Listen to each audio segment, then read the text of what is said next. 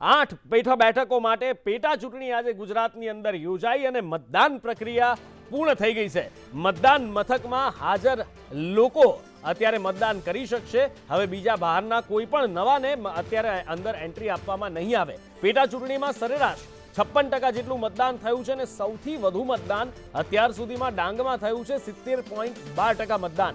ધારીમાં 42.18% મતદાન થયું છે। ગઢડામાં 46.49%, કપરાડામાં 63.94%, કરજણમાં 55.39% મતદાન થયું છે। લીંબડીમાં 54.35%, મોરબીમાં 50.34%, અબડાસામાં અત્યાર સુધીમાં 47% મતદાન થયું છે। વધુ માહિતી સાથે લાઈવ જોડાયા છે સંવાદદાતા હિરેન રાવલ। હિરેન, 50%ની આસપાસ મતદાન અને એ પણ આ કોવિડ કન્ડિશનમાં પેટા ચૂંટણી માટે કઈ રીતે જોઈ શકાય? તો 6 વાગ્યાના ટકોરે રાજ્યની 8 વિધાનસભાની પેટા ચૂંટણીના મતદાનની પ્રક્રિયા પૂરી થઈ ચૂકી છે। 81 ઉમેદવારોનું ભાવિ છે તે હવે ઈવીએમની અંદર સીલ કરવાની પ્રક્રિયા અત્યારે હાલ ચાલુ કરવામાં આવશે। ખાસ નિયમ પ્રમાણે જેટલા લોકો મતદાન મથકની અંદર પ્રવેશ લઈ લીધો હશે 6 વાગ્યા સુધીમાં એમને મતદાન કરવા દેવામાં આવશે। જ્યાં સુધી તે લાઈન પૂરી ન થાય ત્યાં સુધી નવા લોકોને 6 વાગ્યા પછી એન્ટ્રી નહીં આપવામાં આવે। 6 વાગ્યા સુધીનો સરેરાશ આંકડો જે છે અત્યાર સુધી જે સામે આવ્યો છે તે લગભગ 56% જેટલો થયો છે। હજુ આ આંકડો વધે તેની સંપૂર્ણ શક્યતાઓ છે। સૌથી વધુ ડાંગમાં મતદાન અત્યાર સુધી નોંધાયું છે તો અમરેલીના ધારીમાં સૌથી ઓછું મતદાન છે। બીજી બાજુ ઓવરઓલ પરિસ્થિતિની વાત કરીએ તો આખા આ મતદાન છે 8 બેઠકો પરનું એકંદરે શાંતિપૂર્ણ રીતે મતદાન પ્રક્રિયા પૂર્ણ થઈ છે। કોઈ એ પ્રકારનો મોટો ઘટનાક્રમ અત્યાર સુધી નથી નોંધાયો। માત્ર આક્ષેપ પ્રતિ આક્ષેપોની જે ફરિયાદોનો દોર છે તે યથાવત હતો। ચૂંટણી પ્રચારથી લઈ અને મતદાન સુધી એકમાત્ર મુદ્દો કોંગ્રેસ તરફથી સામે આવ્યો હતો ખરીદ પરોખનો અને વેચાણનો મુદ્દો। જે ધારાસભ્યો વેચાયા તે પ્રકારની વાત લઈને પણ પ્રચાર કર્યો હતો। એ જ મુદ્દો મતદાન માટે પણ ખરીદ અને વેચાણની પ્રક્રિયા થતી હોય તે પ્રકારો આજે સવારથી પણ કોંગ્રેસના આરોપો લગાવવામાં આવી રહ્યા છે। ચૂંટણી પંચને પણ ફરિયાદ કરવામાં આવી છે। સવારે મતદાન પ્રક્રિયા ચાલુ થઈ ત્યારથી લગભગ 10 BU 10 ઈવીએમ અને વીવીપેટ જે છે તે બદલવાની ફરજ પડી હતી। ત્યારબાદ સામાન્ય રીતે અન્ય 1 કે 2 સેન્ટર પર જ ઈવીએમ ખોટવાની ઘટના સામે આવી હતી। બાકી તમામ જગ્યાઓ પર છે ત્યાં ઈવીએમ એકદમ સારી રીતે ચાલ્યા હોય તે પ્રકારની સ્થિતિ છે। એટલે 6 વાગે મતદાન પ્રક્રિયા પૂરી થઈ છે। હવે ત્યાંથી જે મતદારો હશે તેનું કામ પૂરું કર્યા બાદ 350 જેટલા અલગ અલગ રિસીવિંગ સેન્ટર જે છે જે તે વિધાનસભાની સીટ ઉપર બનાવવામાં આવ્યા છે। ત્યાં ઈવીએમ મોડી સાંજ સુધી પ્રિસાઇડિંગ ઓફિસર જમા કરાવશે ને ત્યારબાદ 10 તારીખે મત ગણતરી જે છે એ સવારથી ચાલુ થશે। એટલે ઓવરઓલ મતદાનની પ્રક્રિયા જે છે એ 6 વાગે પૂરી થઈ ચૂકી છે। જી, આપ જોડાયેલા રહેશો અમારી સાથે। આગળ પણ હિરેન આપની પાસેથી અપડેટ્સ લેતા રહીશું। સૌથી ઓછું મતદાન થયું છે ધારીમાં। જિગ્નેશ પાસેથી જાણવા મળીશું કેવો માહોલ રહ્યો અને શું કોઈ કારણ જાણવા મળી રહ્યું છે જિગ્નેશ આ ઓછા મતદાન પાછળ?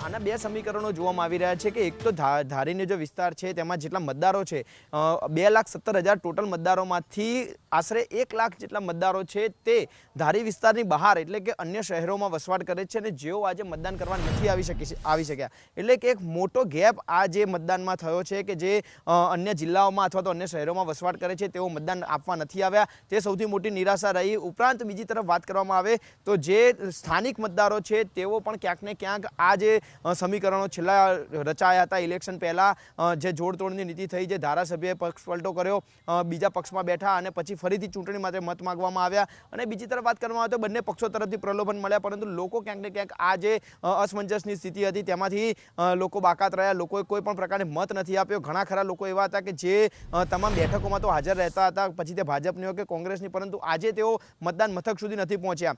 ધારીની અંદર એકંદરે શાંતિપૂર્વક રીતે મતદાન થયું, ટકાવારી પણ ઓછી રહી પરંતુ વાત કરવામાં આવે તો જે ગામો છે કે જ્યાં છેવાડાના ગામો કે માલધારી સમાજના જે ગામો હતા જાસપર ને એવા ગામો કે જ્યાં લોકો 3-3 કિલોમીટર દૂર ચાલીને પણ મતદાન કરવા જતા નજરે ચડ્યા હતા। એટલે કહી શકાય કે જે ધારીનું કે ઓવરઓલ જે મતદાન થયું છે તે ખૂબ જ ઓછું રહ્યું અને આજે જે 8 પેટા ચૂંટણી હતી તેમાં સૌથી ઓછું મતદાન અત્યાર સુધીમાં ચોપડે નોંધાયું છે કે તે 42% છે પરંતુ હવે આજે 42.18% મતદાન થયું છે અને આશરે 44%ની આસપાસ ઓવરઓલ આંકડો પહોંચે તેવી શક્યતાઓ છે। તેમાંથી હવે લોકોના પ્રતિનિધિ તરીકે કોણ ચૂંટાઈને આવે છે તે 10 તારીખે તારીખે ક્લિયર થશે, જ્યારે આ તમામ જે ઈવીએમ મશીનો ખુલશે અને જે ભાવિ ઉમેદવારોનું જે કેદ થશે તેમાં અત્યાર સુધીમાં કેદ થયું છે તે 10 તારીખે શું રંગ લાવે છે તે જોવું મહત્વનું છે. બિલકુલ. અને હવે વાત કરીએ અબડાસાની. 47% મતદાન થયું છે. પ્રદ્યુમનસિંહ જાડેજા કોંગ્રેસમાં હતા ત્યારથી જ આમ તો પ્રો બીજેપી થઈ ગયા હોય એવું લાગતું હતું. ભાજપના કોઈ પણ કાર્યક્રમમાં હાજરી આપતા અને કહેતા કે સરકારી કાર્યક્રમ છે, લોકો માટેનો છે, માટે આવ્યો છું. ફરિયાદ પણ હંમેશા એમની રહેતી કે મારા કાર્યો થતા નથી ભારતીય જનતા પાર્ટીની સરકારમાં. એટલે હવે વિકાસના રસ્તે ચાલી નીકળ્યા અને ભાજપમાંથી ચૂંટણી લડ્યા. પણ 47% મતદાન થયું છે એટલે આ મતદાનને કઈ રીતે જોઈ શકાય? આમ તો પરિવર્તન કે પુનરાવર્તન બંને કહેવું શબ્દો અઘરા લાગે, કારણ કે પરિવર્તન કહો તો ભાજપ કોંગ્રેસની વાત થાય, પુનરાવર્તન કહો તો પ્રદ્યુમનસિંહ જાડેજા. પણ લોકોનો મિજાજ કઈ તરફી જોવા મળ્યો, કેવો મિજાજ જોવા મળ્યો, મિહિર પાસેથી જાણીએ. મિહિર.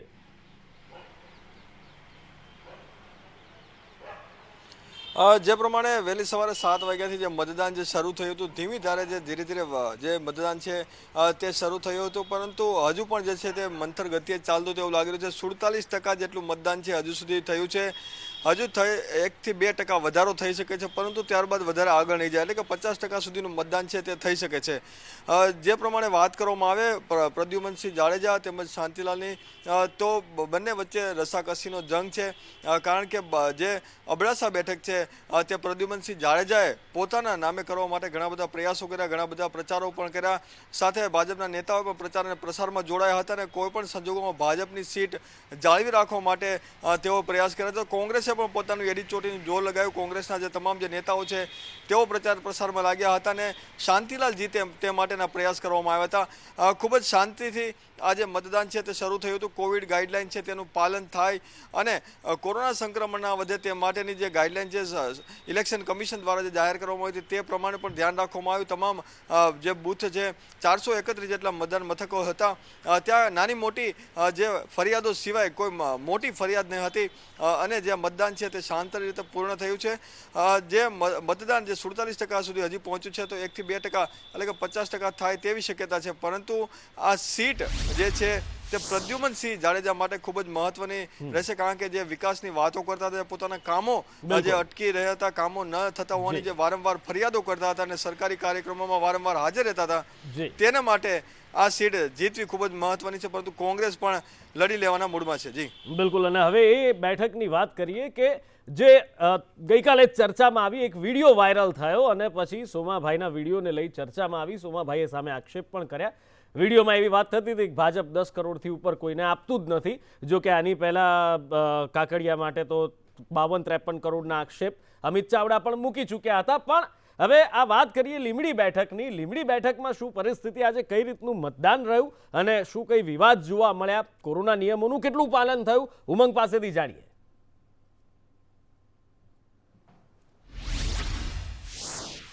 અનુપુર મહત્વનું છે કે જે તનતોડ મહેનત કરવામાં આવી બંને પક્ષ દ્વારા, બંને પક્ષ માટે આ બેઠક ખૂબ મહત્વની છે. કારણ કે બંને પક્ષ દ્વારા સ્ટાર પ્રચારકો છે લીંબડી બેઠકમાં ઉતારવામાં આવ્યા હતા અને આજે વહેલી સવારથી જ નીરસ મતદાન લીંબડીમાં ખાસ કરીને જોવા મળ્યું હતું. ગ્રામીણ વિસ્તારોમાં પણ એ જ પ્રકારનું મતદાન જોવા મળ્યું હતું. વહેલી સવારે એકલ દોકલ વ્યક્તિઓ આવતા હતા, તો બપોર બાદ પછી તો મતદાન મથકો જ્યારે શોભાના ગાંઠિયા બનાવે તેવા દ્રશ્યો સામે આવ્યા હતા. તો રણોલ કરીને જે ગામ છે ત્યાં આગળ ઈવીએમ ખોટવાતા કલાકો સુધી મતદારોને લાઇનમાં ઊભું રહેવું પડ્યું હતું, જેના કારણે કોરોનાની જે ગાઈડલાઈન છે તેનો સ્પષ્ટ ભંગ થતો નજરે પડ્યો હતો. તો બીજી તરફ ગેડી કરીને ગામ છે ત્યાં કોંગ્રેસ આગળ આક્ષેપ કરવામાં આવે કે અહીંયા બોગસ વોટિંગ કરવામાં આવે છે, પરંતુ આખો મામલો ત્યારબાદ ઠાળી પડ્યો જ્યારે ડીવાયએસપીએ નિવેદન આપ્યું કે આવી કોઈ પણ પ્રકારની ફરિયાદ જે છે એ મળી નથી. સાથે ચૂંટણી અધિકારીઓનું પણ કહેવું હતું કે આ પ્રકારની લેખિત અથવા તો મૌખિક ફરિયાદ કોઈ પણ મળી નથી. એટલે આ આખા દિવસની વાત કરીએ તો જ્યારે ચેતન ખાચર અને કિરીટસિંહ રાણા સાથે બંને પક્ષના ઉમેદવારો સાથે જ્યારે સંદેશ ન્યૂઝે વાત કરી ત્યારે બંને પોતાના જીતના દાવા વ્યક્ત કર્યા હતા. લીંબડી બેઠક ઉપર આમ તો જોવા જઈએ તો જે કિરીટસિંહ રાણા છે એને ભાજપે 8મી વખત ટિકિટ આપી અને પોતાના ઉમેદવાર તરીકે લીંબડી બેઠકમાં ઉતાર્યા છે. અને બીજી તરફ કહી શકાય કે મહત્વની એ વાત છે કે ચેતન ખાચર જે છે તેઓને પ્રથમ વખત આ જે લીંબડીની બેઠક છે તેમાં ખૂબ મનોમંથન કર્યા બાદ જે ચેતન ખાચરને કોંગ્રેસ ઉતાર્યા હતા. અને મહત્વનું છે કે અત્યારે આપ જોઈ શકો છો જે રીતે કે મતદાનનો સમય પૂર્ણ થઈ ગયો છે અને અત્યારે લીંબડી બેઠકના તમામ મથકો ઉપર ઈવીએમ જે છે એને સીલ મારવામાં આવી રહ્યા છે. છેલ્લી તબક્કાની તૈયારીઓ પૂર્ણ થઈ ગઈ છે. હવે જોવાનું એ રહેશે કે લીંબડીની જે જનતા જે છે તેઓએ આખરે કોને મત આપ્યા છે, કોના ઉપર પોતાનો પસંદગીનો કળશ જે છે ઢોળ્યો છે, કોને પોતાના પ્રતિનિધિ તરીકે તેઓ સરકારમાં મોકલશે અને કયો ઉમેદવાર જે છે એ ધારાસભ્ય પદ મેળવશે. એટલે કહી શકાય કે હવે 10 તારીખ સુધી આ ઈવીએમ છે ત્યાં ઈવીએમમાં 10 તારીખ સુધી ભાજપના કિરીટસિંહ રાણા અને જે ચેતન ખાચર છે કોંગ્રેસના તેમનું ભાવિ ઈવીએમમાં સીલ થયું છે. 2,71,000 જેટલા જે મતદારો હતા તેમાંથી લગભગ 55 થી 56% જે લોકો છે, જે મતદારો છે, તેઓ પોતાનો મતાધિકારનો ઉપયોગ કર્યો છે અને આ ઉપયોગ થકી બંને ઉમેદવારોને જે છે તેનું ભાવિ ઈવીએમમાં સીલ થતું સ્પષ્ટ દેખાઈ રહ્યું છે. આપ જોઈ શકો છો કે અહીંના જે કર્મચારીઓ જે છે બૂથના તેઓ અત્યારે ઈવીએમ સીલ મારવાની પ્રક્રિયા કરી રહ્યા છે અને આ સીલ મારી અને ડિસ્પેચ કરવામાં આવશે. ત્યારબાદ જે સ્ટ્રોંગ રૂમ બનાવવામાં આવે છે લીંબડીમાં ત્યાં આગળ આ બધા ઈવીએમને મૂકી દેવામાં આવશે અને 10 તારીખે જે છે એ પરિણામ જ્યારે જાહેર કરવાનું હોય છે ત્યારે જી ઉમંગ, આ સમગ્ર માહિતી બદલ આપનો આભાર. અને હવે વાત કરીએ એ બેઠકની કે જ્યાંથી કોંગ્રેસના પ્રવીણ મારુએ રાજીનામું તો આપ્યું પણ ભાજપે જૂના જોગી આત્મારામભાઈને ટિકિટ આપી દીધી. એટલે કે ગઢડા બેઠકની વાત કરીએ. હવે શું સમીકરણો હતા આની પાછળ એ તો અહીંયા ભારતીય જનતા પાર્ટીના નેતા પણ છે, કોંગ્રેસના નેતા પણ છે, જયેશભાઈ છે, એમની સાથે ચર્ચા કરીશું. પણ એ પહેલા આજના દિવસના વોટિંગનો ટ્રેન્ડ જરા જાણી લઈએ કલ્પિન પાસેથી. કલ્પિન, મહત્વનું છે નુપુર, આ બેઠક એટલા માટે અતિ મહત્વની માનવામાં આવી રહી છે કે પ્રવીણ મારુ છે તે આ બેઠક પરથી પહેલા ધારાસભ્ય તરીકે ચૂંટાઈ આવતા હતા અને તેમને રાજીનામે આપ્યા બાદ આ બેઠક ખાલી પડી હતી અને આખરે આજે આ બેઠક પર મતદાન થયું. મતદાનની આંકડો વાત કરીએ તો 46% અંદાજિત જે મતદાન છે એ ગઢડા બેઠક પરથી થયું છે. બીજી તરફ વાત કરવામાં આવે તો આ બેઠક પર બંને ઉમેદવારોને એટલા માટે આજે નુપુર વસવાસો રહેશે મતદાન કરવા માટેનો, કારણ કે બંને ઉમેદવારો છે એ ગઢડા બહાર નું નિવાસ સ્થાન છે. ખાસ મોહન સોલંકી જે કોંગ્રેસ તરફથી ઉમેદવાર છે અને ભારતીય જનતા પાર્ટીથી જૂના જોગી ભારતીય જનતા પાર્ટીના અને રાજ્ય સરકારના મંત્રી રહી ચૂકેલા આત્મારામ પરમાર, જે આત્મારામ પરમાર છે તે સુરતમાં તેમનું નિવાસ સ્થાન છે, તો બીજી તરફ મોહન સોલંકી ભાવનગરની અંદર તેમનું નિવાસ સ્થાન ધરાવે છે. એટલે બંને ઉમેદવારો પોતાની આ જ બેઠક ઉપર વિજય બનવાના તો દાવા કરી રહ્યા છે, જીતના તો દાવા કર્યા છે, પરંતુ આ બેઠક પર તેમને મતદાન નથી કરી શક્યા. એટલે આ ચોક્કસથી સૌથી મોટો વસવાસો બંને ઉમેદવારોને રહેશે. બીજી તરફ વાત એટલા માટે મહત્વની છે કે હાલના તબક્કાની અંદર 46% મતદાન થયું છે અને આ બેઠક પર મતદાન એટલા માટે નિરસ થયું કે સૌથી વધારે જે ટ્રેન્ડ હતો એ ગદ્દારો સામેનો અને વિશ્વાસઘાતની વાત હતી. બીજી તરફ ખેડૂતોના મુદ્દાઓની લઈને પણ આ મુદ્દો આ બેઠક પર ખૂબ જ સ્પર્શતો મુદ્દો રહ્યો. બીજી તરફ એટલા માટે આ સમગ્ર બાબતો મહત્વની હાલત તબક્કે માનવામાં આવી રહી છે કે 46% મતદાન એ વહેલી સવારથી જ ખૂબ જ ઓછું મતદાન છે તે જોવા મળી રહ્યું હતું. બપોર બાદનો સમય હતો એમાં મતદાનનો આંકડો જે છે એ વધ્યો છે. બીજી તરફ એટલા માટે વાત અત્યારે કરવાની જરૂરિયાત છે કારણ કે આ બેઠક ઉપર અગાઉ પણ ફકીરભાઈ વાઘેલા, રમણલાલ વોરા સહિતના અનેક દિગ્ગજ નેતાઓ હાર ભાડી ચૂકેલા છે. એટલે આ બેઠક પર શંભુનાથ ટુંડિયા ભારતીય જનતા પાર્ટીના પૂર્વ સાંસદ અને મોહન સોલંકી એક બિલકુલ. જી કલ્પના, સમગ્ર માહિતી બદલ આપનો આભાર. આમ તો મતદાનના ટ્રેન્ડ વિશે મારો પહેલો સવાલ અહીંયા પેનલ છે એમની પાસે હોવો જોઈએ, પણ આજે જરાક આ ટ્રેન્ડ મારે બદલવો છે. ભારતીય જનતા પાર્ટી તરફથી જયેશભાઈ છે, એટલે આજના દિવસની જે ઘટનાઓ સામે આવી છે એ જયેશભાઈને મારે પૂછવું છે કે જયેશભાઈ આ આખરે આ શું થઈ રહ્યું છે? એટલે પહેલા તો આટલા બધા 8 ધારાસભ્યોએ રાજીનામા આપ્યા, એના કારણે લોકો ઉપર પેટા ચૂંટણીનો માર, અને એના પછી પાછું હવે આજે આ ક્યાંક 100 રૂપિયામાં વોટ ખરીદવાની વાત, ક્યાંક મોહન કુંડારિયાની વાત આવે, કોળી સમાજને વોટ ન કરવાની વાત આવે ને બીજા ઘણા બધા આક્ષેપો, કોને વોટ આપ્યો એ પૂછવાની મેઘપરમાં વાત આવે. એટલે આ થઈ શું રહ્યું છે? આ ગુજરાત છે કે પછી બિહાર ને ઉત્તર પ્રદેશ? આ સવાલ લોકોના મનમાં ઊભો થાય. નુપુરભાઈ, સૌ પ્રથમ તો આ લોકશાહીના પાવન પર્વ પર એક સારી રીતે મતદાન થયું ગુજરાતમાં, તેના માટે પ્રજાને અભિનંદન આપું છું. લોકો મતદાન માટે નીકળે એમાં આપ જેવા માધ્યમોનો પણ એક મહત્વનો ફાળો છે. સતત જાગૃતિ, કારણ કે પેટા ચૂંટણીમાં આટલું સારું મતદાન થાય એ આપણે સૌ સ્વીકારીએ છીએ કે એક સારું મતદાન કહી શકાય. બીજી વાત રહી કે આ જે ચૂંટણી આવી છે આપણે સૌ જાણીએ છીએ કે કોંગ્રેસનો આંતરિક એ બરાબર છે, એ બરાબર, પણ મારા સવાલનો જવાબ જોઈએ. એનો જવાબ આપું છું. મને પૂરતું એક ખાલી વાત કરી દઉં કે આંતરિક જૂથવાદ જે છે નુપુરભાઈ, એ આજે એની જે ચરમસીમાએ છે, એના 23 મહત્વના નેતાઓ દિલ્હીમાં શહેનશાહોને કાગળ લખે એ નથી સંભળાતા, અને એની પીડા કે એનો વસવસો કે એની સમસ્યાઓને કારણે આપણે સીધા મુદ્દા ઉપર આવીએ ને. ચૂંટણી સેના માટે આવી એની ઘણો બધો નહીં, ચૂંટણી સેના માટે આવીએ પછી આપણે કરીશું. મારે સીધો જવાબ આ વસ્તુનો જોઈએ છે કે આ પૈસા આપવાની રમત, કોને વોટ આપ્યો એ પૂછવાની જરૂરિયાત. એકમાં તો ઓળખ પણ થઈ કે ભારતીય જનતા પાર્ટીનો કાર્યકર્તા હતો, હમણાં જ આપણે હેડલાઇનમાં જોયું. આપણે બધું બરાબર જોઈએ છે અને તપાસ પૂરી થવા દો. એને બરાબર ચૂંટણી પંચમાં થયેલી ફરિયાદો છે, કોઈની પણ ફરિયાદ હોય, ચૂંટણી પંચ એ નિષ્પક્ષ છે, ચૂંટણી અચ્છા. પંચ પાસે ફરિયાદો ગઈ છે, હા. એનું યોગ્ય જાંચ કરવામાં આવશે અને જે કોઈ હોય એ ભાજપનું હોય, કોંગ્રેસનું હોય કે કોઈ પણ ત્રીજી પાર્ટીનું હોય, કોઈ પણ વ્યક્તિ હોય, એના માટે એની યોગ્ય શિક્ષા કરવાની આપણે ત્યાં જોગવાઈ છે. હા. એટલે એની વાતમાં આપણે ક્યાંય પણ બાય એન્ડ લાર્જ તમે જુઓ તો 25 લાખના કોંગ્રેસના 25 લાખ રૂપિયા સાથે પકડાણ હતા. હા. આજે 57,000 રૂપિયાનો મુદ્દો લઈને આવ્યો. હા, એટલે હિરેનભાઈ પાસે એટલે મારે એ જ વાત લઈને જવું હતું. અનેક મુદ્દાઓ છે. એટલે ચૂંટણી પંચ આપણે નુપુરભાઈ ચોક્કસપણે માનીએ છીએ હા. અને આપણે તો હંમેશા નિષ્પક્ષ અને સારી ચૂંટણી થાય એની ફેવરમાં ભારતીય જનતા પક્ષ કામ કરતું આવ્યું છે. અમે તો કાર્યકર્તાઓ અમારા કરેલા કામોને લઈને જઈએ છીએ. હા. અમે રાષ્ટ્રીય કક્ષાએ ઉજ્જવલા અને પ્રધાનમંત્રી કે 370 ની કલમ એ છે, બધું અમે યોગ્ય ઘણું બધું કામ એ- કર્યું એ છે. ઘણું બધું કરીશું. થોડુંક અને માહિતી એ ખાતા મુદ્દાઓ માટે છોડી દઈએ અને જયેશભાઈ. ગુજરાત માહિતી વિભાગ માટે અને પણ થોડું ગુજરાત- છોડી દઈએ. આપણે એટલા અત્યારે માટે ચૂંટણીની નુપુરભાઈ, ચર્ચા કરીએ. માહિતી ખાતું એટલા માટે યોજનાઓની નહીં ચર્ચા કે કરીશું. ભાજપની સરકારે ઘણો કર્યું બધો છે. સમય મળશે. અને હજી લોકોએ પણ આ કામ આપણને કર્યું છે. ભવિષ્યમાં ઘણો ટાઈમ લોકોએ- મળશે. લોકોએ- યોજનાઓની વાત કરીશું આપણે. એટલે અમે શું ચૂંટણી લઈને પતી જઈએ ગઈ છીએ? અમે શું લઈને ચૂંટણી જઈએ પતી છીએ? ગઈ છે. ફરી અમે ચૂંટણી શું- આવે ત્યારે પ્રચારનો અમે મોકો શું ફરી લઈને મળશે. જઈએ છીએ અત્યારે મારે પ્રજા પાસે? હિરેનભાઈ એની જ પાસે વાત જવું છે. પૈસાની જે વાત હતી હિરેનભાઈ, એટલે હમણાં તો વચ્ચે એક વાત એવી આવી હતી કે કોંગ્રેસ પાસે પૈસા નથી ને ફંડ ઉઘરાવવાની વાત છે ને ચૂંટણી ટાઈમે કાર્યકર્તાઓ આટલા બધા રૂપિયાઓ લઈને ફરે, બોલો, નવાઈ કહેવાય ને. ના, પણ અમે સંપૂર્ણ રીતે આવકાર જે પણ પ્રકારની પદ્ધતિ કાર્યક્રમ કરવામાં આવશે અથવા જે પણ જે કીધું નોટિસ આપવાની વાત આવે, જે પણ, એટલે અમને ભરોસો છે, ન્યાય વ્યવસ્થા પર ભરોસો છે. હા. જે પણ કામગીરી કરવા એમાં સંપૂર્ણપણે અમે આપીશું. અત્યારે જે પેટા ચૂંટણી તમે કીધી નુપુરભાઈ કે આ પરિવર્તનની છે, શું કે અને પુનરાવર્તનની છે, પરિવર્તનની આ વાત કરી. ખરેખર જન આક્રોશની આ જે છે આક્રોશની આ વખતની ઇલેક્શન છે કે જે પ્રકારે 3 લાખ કરોડ જેટલું દેવું આપણા માથે છે તેની ઉપર પેટા ચૂંટણીનો જે ભાર મૂકવામાં આવ્યો એ ભારતીય જનતા પાર્ટીની કરપ્ટ પ્રેક્ટિસના કારણે થયો છે. હું એક ચોક્કસપણે એ કહીશ કે જે પ્રકારે આ પ્રકારનું ઇલેક્શન અત્યારે આપણે બહુ જોયું, જે ઇતિહાસમાં કહીશ કે ગુજરાતના ઇતિહાસમાં કરોડો રૂપિયાની રેલમ છેલ આપણે જોઈ છે અને એ લોકોએ જોઈ છે. તમે કીધું મોહનભાઈ કુંડારિયા વત ના આપવાની અપીલ કરી રહ્યા છે. આ કેટલીક લોકશાહી માટે હનન કહી શકાય કે તમે પોતે તમે એક લીડર તરીકે તમે જોતા વચ્ચે ગયેલા છો, કેન્દ્રીય મંત્રી તરીકે રહી ચૂકેલા છો, ત્યારે તમે એમ કહી રહ્યા છો કે મતદાન કરવા ન જશો. આમાં તો કોઈ આપણે કઈ ચૂંટણી પંચની જરૂર નથી કે ભાઈ આ સાચું છે કે ખોટું છે, બધાની સામે છે, બરાબર. બીજી વાત કે જે એમને કહી રહ્યું કે અમે સત્ય લોકોની સામે મૂક્યું છે કે જે પ્રકારે સામોભાઈ ગાંડાની જે ક્લિપ હતી એ 18 મિનિટની ક્લિપ હતી, જે ખરેખર મુખ્ય અંશો હતા અમે મૂક્યા છે. ઓકે, એટલે સુઓ મોટો કરીને અમે સત્ય અમે મૂકવાની વાત અમારી સામે અમે કેસ કરવાના છે, એ બધી વાત છે. પણ ઇન શોર્ટ, એટલે હિરેનભાઈ તમે માનો છો ને કે આ પક્ષ પલટો બંધ થવો જોઈએ, બરાબર કે નહીં? અરે 1000% હું એમ 1000% કહું, બંધ થવો ચોક્કસથી જોઈએ. કહું. અચ્છા, ચોક્કસ થવું જોઈએ. જયેશભાઈ તમે પણ માનો છો કે આવા પક્ષ પલટા નહીં થવા જોઈએ? અમે તો ક્યારે પક્ષપલટામાં જાતા જ નથી. તમે ઓકે, કહેજો તો કે ભાજપમાં- આગળ મુદ્દો આ જ અમે તો ચર્ચવો માત્ર છે આટલો જ મુદ્દો અને કરીએ આજનો છીએ મહત્વનો કે એ સૌથી મોટો કોંગ્રેસ- મુદ્દો, જયેશભાઈ ખાલી થોડુંક નુપુરભાઈ, એક જ મારે આગળ બ્રેક લેવો છે, એટલે જરૂર. બ્રેક પછીનો મુદ્દો કયો છે એ મારે કહેવું હતું કે આજ બંને પક્ષ જો માને છે કે પક્ષ પલટો નહીં થવો જોઈએ, તો પછી ઇલેક્ટોરલ રિફોર્મના પક્ષમાં આ પક્ષો છે કે કેમ, આખું માળખું ફરીથી ઘડાય કે કેમ, મુખ્ય ચર્ચા એની ઉપર થવી જોઈએ. એ ચર્ચા કરવી છે કારણ કે આવો વધારાનો બોજ જનતા ઉપર ન પડે.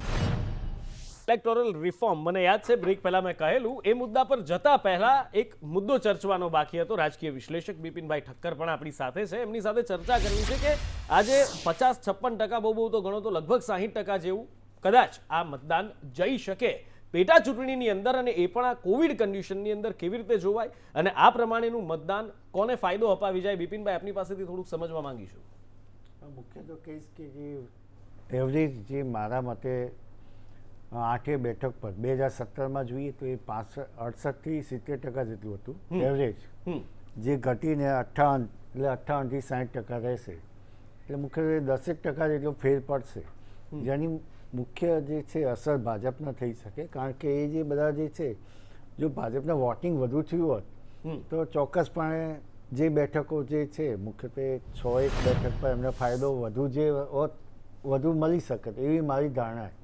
બે ઉપર જે છે કે જ્યાં લીડ ઓછી છે, વોટિંગમાં ઘટાડો થયો છે, જે મુખ્યત્વે આમ આદમીના પ્રશ્નો સાથે જોડાયેલું હતું, અને એની અસર ત્યાં 2 થી 3 બેઠક પર જોવા મળશે એવું લાગે. બીજું કોવિડના કારણે જે આપણે સરેરાશ એવું હતું કે 5 થી 7% જેટલી વોટિંગ ઘટશે, અને આમે બાય ઇલેક્શનમાં બીજી 2-5%ની અસર પડે છે વોટિંગમાં. એટલે એવરેજ જે છે 10% જેટલું જે છે ઓછું થયું. એની મને લાગે છે કે ધારી, કરજણ, કપરાડા, ડાંગ આ 4 બેઠકો જે છે કે જે મુખ્યત્વે ભાજપ માટે આમ સારી હતી, પણ 2 બેઠકોમાં એમને માર્જિન ઓછા હતા પહેલેથી. એકમાં કપરાડા બેઠક પર 170 વોટનું માર્જિન હતું અને બીજી જે છે ડાંગની બેઠક પર 768 વોટ જીતું. અને આમ પણ બિપિનભાઈ ડાંગ જુઓ તો ઉપેક્ષિત ગણાય અને જે આર્થિક રીતે ગણો કે પછી ભણવાની રીતે ગણો કે બધી હવે રીતે એ ત્યાં આગળ એ પ્રમાણ ઓછું, પણ તેમ છતાં 74-75% અત્યાર સુધીનું, હજી 1-2% વધી શકે. આ વોટિંગ શું દર્શાવે છે? ને ડાંગ માટે જે છે કે એ ત્યાં આગળ જે છે બંને, એટલે આમે ત્યાં ડાંગ માટેના જે છે ઉમેદવાર એ બહુ સારા અને બહુ, એટલે ત્યાં લોકલ સ્થાનિક રીતે બહુ એમની ગામે અને બીજું આદિવાસીઓ વિકાસના અને બીજા એમના રાઇટ્સ માટેના ફોરેસ્ટ રાઇટ્સ માટેના એમને જે લડતોના કારણે એમને જે છે એ ફાયદો કરી શકે છે. કોંગ્રેસને ફાયદો કરી શકે? ના, ફાયદો કોને કરી શકે? બીજેપીને જ કરે. બીજેપીને ફાયદો થઈ શકે. પરંતુ એટલે નર્મદાની અસર ત્યાં ડાંગ સુધી નહીં જાય. ના, નર્મદા અંગે હું કહીશ કે આપને એક સ્ટેટમેન્ટ હમણાં જે મનસુખ આપણે જે કર્યું, મનસુખભાઈ કે એમ, હા, કે મનસુખ ભાઈ, વસાવા, હા, કે ભાઈ એના કારણે જે છે કે પ્રવાસન ઉદ્યોગ જે છે એ બહુ વધુ વિકસી શકે. હા. કેવડિયા કોલોનીના એ છે, હા. એટલે એમને જે આખી ઓપોર્ચ્યુનિટી જે બતાવી છે, એટલે એક એજન્ડા જે છે એ એજન્ડા એમને, કારણ કે ત્યાં ટ્રાઇબલ વિસ્તારમાં વર્ષોથી આપણે જોઈએ તો એક સિંચાઈનો પ્રશ્ન હતો, બીજો એમ્પ્લોયમેન્ટનો પ્રશ્ન હતો, શિક્ષણનો અને આરોગ્યનો. આ ચારેય પ્રશ્નો મુખ્ય હતા ત્યાં. રાઈટ. અને એ કાયમ માટે આપણે કોંગ્રેસ હોય તોય આપણે કહેતા બિલકુલ. કે ભાઈ એ ઉપેક્ષા જ કરે આપણે ટ્રાઇબલ બેલ્ટની. અને એવી રીતે બીજેપીમાં પણ એમને જે છે કે આ મુખ્ય ત્યાંના લોકલ સાંસદોએ જે પણ સ્ટેટમેન્ટ આપ્યા અને એનો ફાયદો થઈ શકે, પરંતુ જ્યારે માર્જિન ઓછું હોય અને વોટિંગ પ્રક્રિયા જે છે રાઈટ. એ જો વધઘટ બહુ રહે, જેમ કે એ આપણે કપરાડામાં જોવા મળે છે કે કપરાડામાં જે 64% જોયું, જે ગઈ વખતે 84% હતું. હા. એટલે એ, અને ત્યાં આગળ માર્જિન 170 વોટનું હતું. એટલે Yes. ત્યાં બહુ મોટી અસર પડે એવું બહુ સ્પષ્ટપણે લાગે છે. એ ડાંગ ઉપર Right. બહુ ના થઈ શકે. રાઈટ. એવી રીતે બીજી બેઠકો ઉપરનું આપણે કહું હા. કે અબડાસામાં જે છે કે અબડાસામાં પણ 10% જેટલો ડિફરન્સ છે અને ત્યાં મુસ્લિમ વોટરો વધુ હતા. એટલે ત્યાં આગળ અબડાસાની બેઠક પર જે છે એ પણ ત્યાં આગળ મુખ્યત્વે એ અપક્ષો જે છે, અપક્ષો અને નોટા, એ જો બંનેનું જે છે વોટિંગ એમના તરફી વધુ મળે, એટલે કે એવરેજ 5% કરતાં વધુ હોય તો ત્યાં અસર મોટી બીજેપીને થઈ શકે. બિલકુલ. એવી રીતે આપણે બીજું લીંબડી લઈએ કે લીંબડીમાં જે આપણે એવું હતું કે કોળી વોટર્સની વોટિંગ વધુ થશે અને જેના કારણે જે ગઈ વખતે 64% હતું એ આજે વધીને, એટલે 56.4%ની આસપાસ અત્યારે 56ની આંકડો આવ્યો આજુબાજુ છે. હા. એટલે મુખ્યત્વે એ જે 5-7%નો ફેર પડે, પરંતુ કિરીટસિંહ રાણાની બિલકુલ. ત્યાં આગળ જે છે બહુ સારી છાપ છે, તેમના વર્ષો જૂના એમના કામો છે, 8 ટર્મથી ત્યાં આગળ પહેલા હતા. હા. એટલે આ હજી બધી જીત હાર ઘણું બધું જોયું પણ છે અને એમણે. બીજું કોરી ઉમેદવાર નથી, બિલકુલ. એટલે એના કારણે ફાયદો ત્યાં આગળ બીજેપીને મળી શકે. બિલકુલ.